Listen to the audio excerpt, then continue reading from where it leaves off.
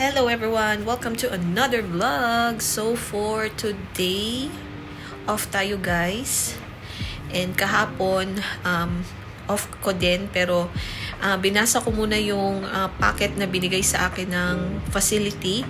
Kasi alam nyo naman, magsa-start na tayo mag-duty. And hapon, and the other day, yung ginawa ko lang is magbasa ng packet. Tapos ginawa ko yung ibang mga task or mga kailangan kong gawin para sa aking onboarding. So, ayan guys, tayo ay pupunta ngayon sa grocery kasi 1 week na din kami dito. So, kailangan nating mag-grocery and plano din namin puntahan yung Asian market na malapit dito. Actually, hindi siya Asian market, parang international store lang siya. So, hopefully, meron doong mga Filipino na mga products like kailangan namin yung suka, yung mga ganun guys.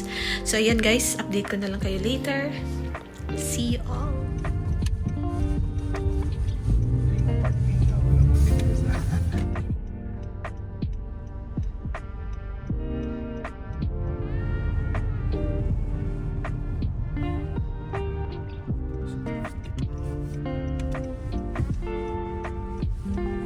So guys, dito tayo sa Iowa International Market.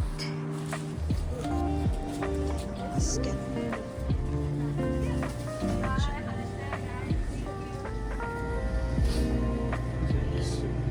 dito na tayo sa kanyang favorite store. Yan silang Silver Swan, Datu Puti. $3.99. Ay, Datu Puti soy sauce. I don't know with the how much is it. So far, meron na kaming nakikita guys na mga Filipino products. Let's see ano pang mabibili natin. Hala! Ay, binakog ano. Ginamus. Ay, darao. Malayan. Salted fish sauce. Ginamus. Kalamig.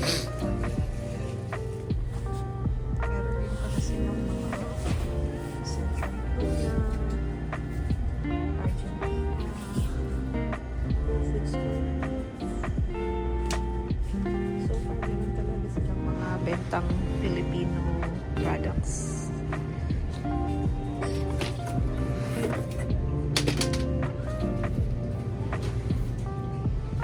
Yan guys, yan yung mga bentahan dito.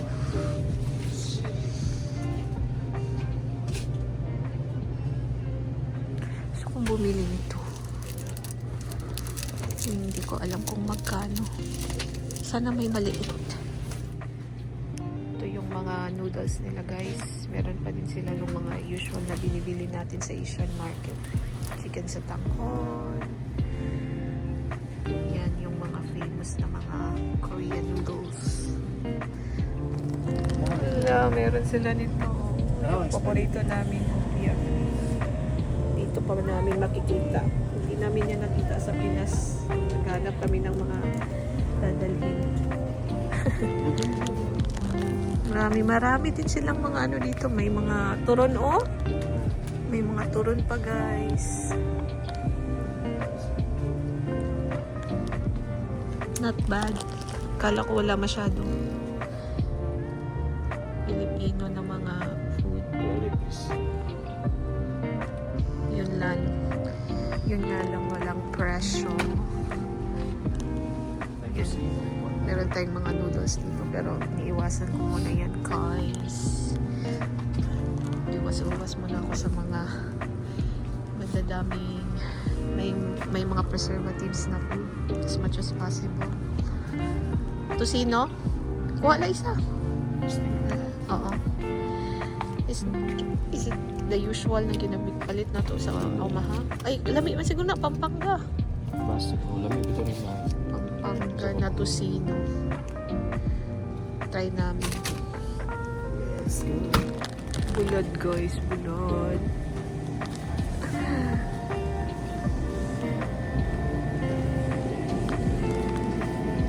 Dito naman tayo sa vegetables guys. Yan yung mga presyo nila. Uy, in fairness na sila yung ani nga eggplant. Kagamay.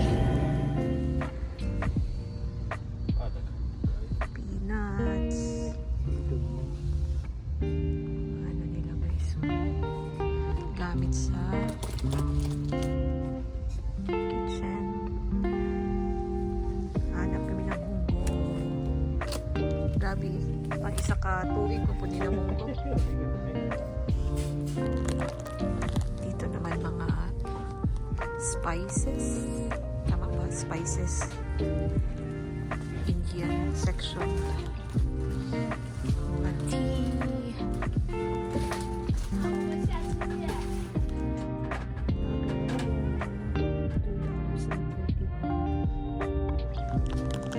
Meron din Skyflakes, pero walang presyo. Ayan o, Skyflakes. Pillows.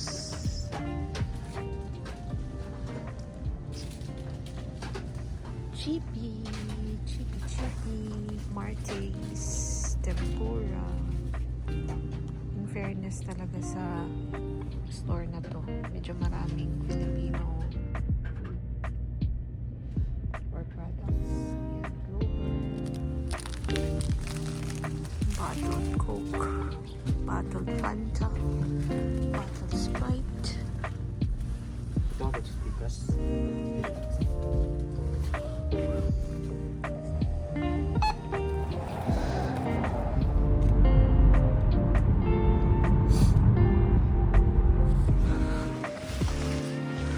Walmart. Grocery. Let's go. So guys, nandito na tayo sa Walmart. Wala kasi masyado kaming nabili doon sa Asian market kasi natatakot kami bumili guys kasi wala silang mga presyo ng mga benta nila. Usually walang presyo yung mga products na binibenta nila. So ayun. Yung nagastos lang namin doon mga $30. Kasi nga medyo nagpigil kami kasi hindi nga namin alam yung mga presyohan doon. So ayan guys, siguro babalik tayo one of these days again. And nandito kami ulit sa Walmart para bumili ng mga mangilan-ngilan na wala na kami sa apartment kasi more than 1 week na tayo and almost wala na ding laman yung ating ref. So ayan guys, date na lang later. Look at what I found guys. Reebok na dry fit yata to na shirt na pang babae. $4 na lang siya guys from 12. So kung bumili, pwede din to pang padala kasi pwede to sa weather natin dyan sa Pinas. Diba? Vegetable section tayo guys.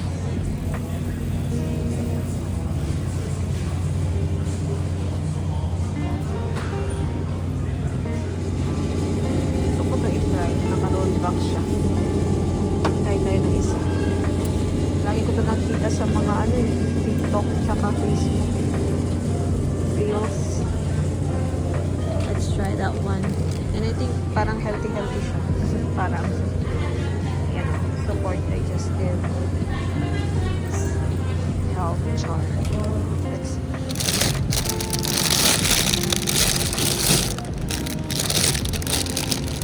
$3.98. Kuha tayo ng isa guys.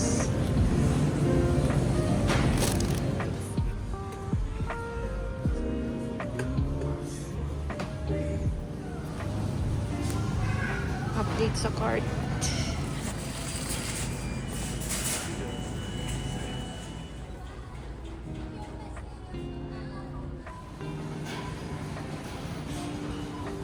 We're done. Uwi na tayo. Back in our apartment, people. So, tayo ay mag-quick haul ng ating mga napamili. I hope naririnig nyo ako. Hindi ko gamit yung microphone. But anyway, so ito yung ating $30 worth na nabili sa international store. So, first one is, ayan guys, bulalo na Lucky Me. Husband ko yung kumuha niyan. And Nagaraya. Isa yun sa mga favorites namin. And then, ito, meron kaming nabili sa Pinas, pero nagamit na kasi namin yung dalawa nito since bumalik kami dito sa US. So, caldereta mix. Wala na kaming caldereta mix. So, ayan. Usually, yung husband ko naluluto ng caldereta. Beef caldereta. And then ito guys, paborito niya na sesame ball. Steam lang siya. Perfect pang snack. And then, yung sinadya talaga namin sa international store is itong Dato Puti. Meron din silang soy sauce, pero meron kasi kaming dala na soy sauce. Yung dala pa namin sa South Dakota sa previous assignment. Hindi ko kasi yun nagamit yung isang bottle. So, yun, dala pa natin dito. Hulog na guys! And then this one, Century Tuna. Bumili lang kami ng isa kasi nakain na din namin yung dala namin. So, pang ano lang yun, tawid gutom program. And then this one, fish sauce, $1 something. So, bumili tayo niyan para sa mga luto-luto. And then this one, pork tocino. Pampanga pork tocino. Hopefully, masarap to. Hindi ko alam kung magkano to. Titingnan ko pa yung resibo. And meron din palang tocino mix na kinuha yung husband ko. So, ayan. Siguro gusto niyang gumawa ng sarili ng tocino. So, tingnan natin yung mga presyohan ng ating mga napamili. So, yung ating Supreme Lucky Me Bulalo Bowl is $1.69. Yung fish sauce, $1.99. Dato Puti Vinegar, $2.99. Yung Century Tuna, $2.69. Oh my gosh, mahal. And then, yung tocino is $3.99. Oh no. Ay. Kaya pala, medyo napamahal kami. $8.69 yung pork tocino, guys. And then, yung mix naman, or tocino mix is $1.49. Yung Mamasitas, itong ano, caldereta mix. Teka lang. Basta itong Mamasitas, guys, is $1.59 each. So, ayan. And then, yung Nagaraya is $2.99. So, ayan yung ating total. $29.70. So, round off na lang, diba? $30. Naka $30 tayo. Yun lang yung nabili natin, guys. Grabe. Mahal na ngayon. And then, let's go with our Walmart. Although, nag-Walmart haul naman ako. For sure, alam nyo na yung mga pinamimili namin usually. So, ito, bread. So, hindi na ako kumakain talaga ng white bread, guys. Kasi yung kinakain ko usually is wheat bread or yung anong tawag nun, sourdough bread. So, yun yung parang medyo healthy alternative na instead of kakain ako nitong white bread, yun yung parang alternative ko. I'm conscious with what I'm eating. Sure, English. Okay. So, I'm trying to be healthy. So, yun lang yun. Although, mahal talaga siya, guys. Pero, parang worth it naman kasi pang long term naman yung benefits na makukuha natin basta medyo mindful tayo sa ating mga kinakain, di ba? So, ito para kay husband to, hindi to para sa akin. Dali ko ng satsat. Napakita lang naman ako ng bread. And the next one is, of course, our brown eggs. So, ever since na nagtatry ako na mag-healthy eating, brown egg na talaga kami. So, yung husband ko, hindi naman siya mapili. So, okay lang sa kanya white or brown egg. And the next one is yung ating mantika. Pero meron din kaming, ano guys, yung olive oil para sa gisa-gisa. So, although mahal yung olive oil, I know mahal siya, pero para at least, di ba, may time din tayo na medyo healthy yung ginagamit natin na oil. So, basta gisa-gisa, alam na ng husband ko na dapat gagamitin is yung olive oil. Then, ito, siyang pumili nito, guys. Hindi ito para sa akin. Pero, minsan din naman, nire-reward ko din naman yung self ko. Kumiinom pa din ako. Diet Pepsi. So, para kay Harry yan para sa akin. Then, ito yung mga pinamili namin sa mga meat section, sa fish, o sa mga isda na section, gano'n. Ito yung tuna na palagi namin binibili. And then, ito yung spinach na palagi ko din binibili. Then, ito okra.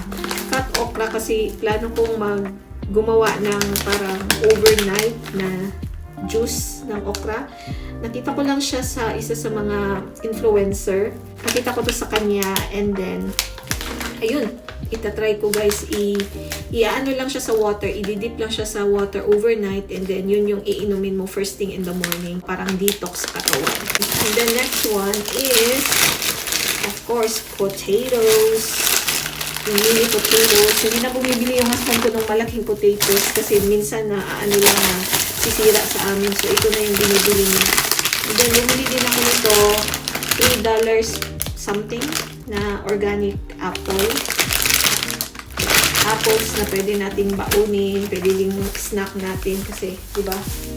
1 apple a day keeps the doctor away. Mahal ang mag-healthy guys, pero minsan kumakain pa din naman ako ng mga regular na mga kinakain ko before. Pero tinatry ko talaga yung best ko na mas maging healthy and mindful sa aking mga kinakain. Hindi na tayo bumata guys. Tumatanda na tayo. And of course, meron tayong rice. Ayan, rice lang yan guys. Oh, paubos na yung rice namin. Then ito mga gulay lang, mga sibuyas, bell pepper, tomato. Hindi ko na i-open guys kasi alam niyo na. Mga gamit natin yun sa luto-luto. Then ito din, husband ko din bumili. Yan yung mga ano niya. Kung ako gustong maging healthy, siya naman gustong maging unhealthy. Char. Pero hindi ko siya nire-restrict guys kasi parang minsan pinag-aawayan na namin. So, bahala na. At least hindi naman ako nagkulang. Sinasabihan ko din siya na as much as possible kumain ng mga healthy foods. Alam niyo yun. So, ako, tinatay ko yung best ko. And minsan, sumasabay din naman siya. Pero hindi talaga yung totally 100% siya na sumasabay sa mga pa-healthy ko. So, ito guys, blueberry lang. Kinakain ko lang siya minsan as is, and then minsan nilalagay ko siya sa parang overnight na chia with flaxseed and then milk. So ayan, healthy alternative instead of kakain ng mga dessert na makasalanan. So ayan, ito din banana. So, next bag. Ito naman sa husband ko, Yakult. Lagi na siyang bumibili ng Yakult kasi minsan yung mga tiyan namin nag-aalburuto. And siya din, parang napasanayan niya na mag-Yakult once a day. So, ayan, ito din, beef. Yan, ginagamit niya either sa kaldereta. Ako naman, minsan ginagamit ko siya pang sabaw. Yung nilagang baka, parang gano'n na style. Tapos spinach lang yung vegetables. Tapos merong ginger. Basta yung nilaga, guys. And then ito, pork. Anong tawag ito? Pork giniling. Ito naman mga essentials na, guys. Hindi kami nakabili last time nitong mouthwash. So, bumili kami. And then, ito yung ginagamit namin, guys. Wet wipes. Baby wet wipes, $3 lang kasi. So, parang sumatotal $1 each. Tapos ito kasi parang paper-like siya, flushable. So, ito na yung ginagamit namin kay multi-jebs. Kasi usually yung mga natatimingan namin na apartment walang bidet. So, ayan. And then, bumili din ako nito guys. Kasi, hindi ko alam kung kikita sa video. Ayan, marami tayong pimples dito sa side ng aking matha sa part na to. So, pa-heal na siya. Actually, kung nagre-rejuvenate ako, naglighten na yung iba, pero meron pa rin bumabalik na isa, dalawa. So, ito guys, ginagamit ko to before, kaya bumili ako ulit. $5 lang na cream para sa pimple, overnight cream. So, ginagamit ko siya after work. And then, bumili din ako nito, $1 lang na loofah. So, kasi wala kang loofah na dala. Wala na ba? That's it. And meron pa palang wet goods. Ito guys, chicken lang to guys na pwede natin i-subak-subak ba? Chicken breast, tsaka meron din wings yata itong isa. Yes, wings. Chicken wings. Yung husband kong bumili para daw. Kasi meron kami ng mga, di ba, mga crispy mix. So, gamitin daw namin yun. So, siya magluluto niya. Siya nag-idea eh. Then, meron pa pala guys, ito din. Ito yung hindi ko pa na-try. Pero natikman ko siya sa isa sa ka-workmate ko sa South Dakota. Na-try ko lang din ulit kasi masarap nga siya. Yung alam yung sa blueberry cheesecake. Ganun ang lasa. Almost the same. So, pwede to siya pang baon-baon. Dalhin mo lang as is. And, ayan guys, yung calories niya is 90 lang. So, high in protein din to. And then ayun, parang healthy siya na version ng cheese. So, ayan. Then bumili ako ng pistachio. Then bumili tayo ng pistachio, guys. Then butter. Pang pancake. Kasi meron pa kaming pancake na sobra doon sa previous namin na assignment. Meron pa kaming mga isang box, guys, talaga ng mga pagkain na hindi pa open. So, nadala pa namin dito. So, ayan, guys. Ito din popcorn. Si husband yung kumuha nito. And then, ito, minsan nagdadala ako sa work. Kasi minsan di ko feel yung magkape. So, ito na lang yung iniinom ko. Para siyang juice. Ewan ko kung sabi naman healthy, pero hindi ko alam kung healthy talaga, guys, kasi parang energy drink pa din siya. Pero hindi naman ako umiinom palagi nito. Parang once a week lang or minsan nga hindi. Kasi pinagsasawaan ko din siya. So, ayan. Umiinom din kasi yung husband ko nito, kaya bumili lang ako ng isa. Ay, meron pa pala. Ito pa, guys. Yan, ready to eat na food. Ima-microwave nyo lang. I think napakita ko na to sa previous vlog. Nung nasa Omaha pa kami. Ayan, dalawa nito kasi minsan, di ba, pagoda na ang mga person, hindi na kaya magluto. So, ayan, microwave is the key para hindi magluto. So, hindi yan siya healthy, guys, kaya hindi namin dinadamihan yung pagbili niyan. So, yan, dalawa lang kasi minsan nakakain namin siya, mga more than 1 week pa. Kasi ito, pwede mo naman i-store sa fridge. So, ayan, ito guys, naka-sale or rollback siya ng $1 na lang something. And nakikita ko to sa isang influencer sa Instagram na parang iniinom niya parati sa workplace. And gusto ko lang siya i-try, guys. Ano daw to, parang healthy din na drink, pero hindi ako makakapag-attest sa mga ganyan, guys. Kasi hindi ko alam kung proven ba talaga na healthy to, pero ayan, gusto ko lang i-try kasi gusto ko malaman yung lasa. So, nakikita ko siya parati na iniinom niya yan. So, ita-try natin. Why not? Once in a while.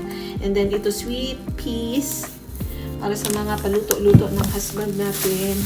Then, bumili din ako nito kasi wala na ako nung guys, cafe macchiato, paubos na. Parang isang pakete na lang talaga, guys. Tapos gagamitin ko pa siya sa work. So, ito na lang yung kape na gagamitin ko while nandito ako. Pag nandito ako na at off ako, di ba? Para tipid. At $7 din to, ha. Mas gusto ko kasi yung plain na lang na coffee. Minsan. Ay. Ito, last na talaga. The last na talaga na bag. So, sugar-free na maple syrup. Tapos, meron din tayo nitong gatas para sa ating pa-overnight kinema root. And pwede din sa pancake. Yun, guys. Minsan kasi nilalagyan ko ng milk yung pancake. And then itong beef broth. Wala sila ng beef cubes, guys. Hindi ko alam kung bakit. Pero baka nakubusan lang. So, siguro sa next natin na grocery, makakita na tayo ng beef broth. For the meantime, ito na lang muna, guys. Kasi wala tayong beef cubes na nakita. Meron chicken. Pero hindi naman kasi masyado kaming gumagamit ng chicken cubes. So, hindi namin binili. And then ito, guys, nori. Or yung para sa sushi wrap. Ayan, plano kong gumawa ng sushi, guys, using tuna. And then, di ba, bibilisan ako ng Kewpie kanina sa international store. Guess what? Hindi ko siya binili. And then, nakita ko tong nori doon. Sabi ko, sana binili ko na lang pala. Pero, sige lang, i-store na lang natin muna to. And then, baka next off natin, babalik tayo dun.